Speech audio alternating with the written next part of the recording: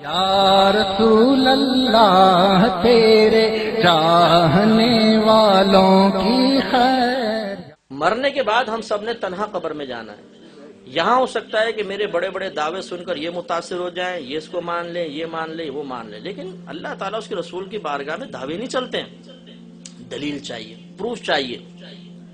جیسے بھی آپ نے ماشاءاللہ فرمایا بیٹے نے کتنے بڑے بڑے دعوے کیے، لیکن آپ نے کہا جھوٹ بول رہا ہے۔ کیوں؟ اس لیے کہ اس لڑکے کے عمل نے اس کے دعوے کو جھوٹا قرار دے دیا۔ اسی طریقے سے اللہ تعالیٰ کی بارگاہ میں پہنچیں گے تو صرف نعرے نہیں چلیں گے، صرف نعت پڑھنا نہیں چلے گا، نعت خانوں پر بھی عمل کرنا لازم ہے۔ نعت خانوں پہ بھی داڑھی رکھنا واجب ہے۔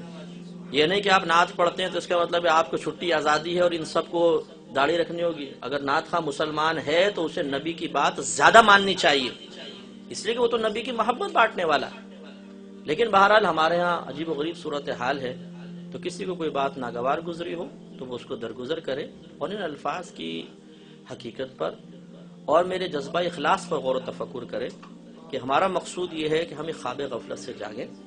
آپ اگر آج رول ماڈل نہیں بنتے ہیں، کل اپنی نسلوں کو کبھی بھی گمراہی اور تباہی سے نہیں بچا سکتے۔ اللہ نہ کرے آپ ہی کی اولاد آپ کی نگاہوں کے سامنے گھسٹ کے جہنم میں گر رہی ہو تو بتائیے آپ کے دل پہ کیا گزرے گا؟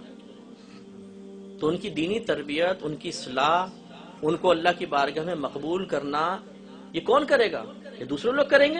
باپ پہ ذمہ داری ہے کہ وہ کرے گا، اور وہ ہمیں کرنی ہے۔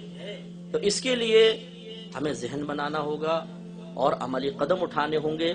نبی کریم کا جو حکم سامنے آئے، میں نہیں کہتا ہوں کہ آپ ایک دم اپنے آپ کو چینج کریں، یہ تھوڑا سا مشکل ہوتا ہے، لیکن سب سے پہلے ایک سوچ اور فکر بدلتی ہے، پھر آہستہ آہستہ آدمی عمل کی طرف آتا ہے۔ تو کم از کم ایک سوچ تو بدلے، ایک ذہن تو بنے کہ ہاں مجھے کچھ کرنا ہے، مجھ پہ کچھ اور ذمہ داریاں بھی ہیں، پھر انشاءاللہ دیکھیے کہ معاشرہ کیسے بدلتا ہے۔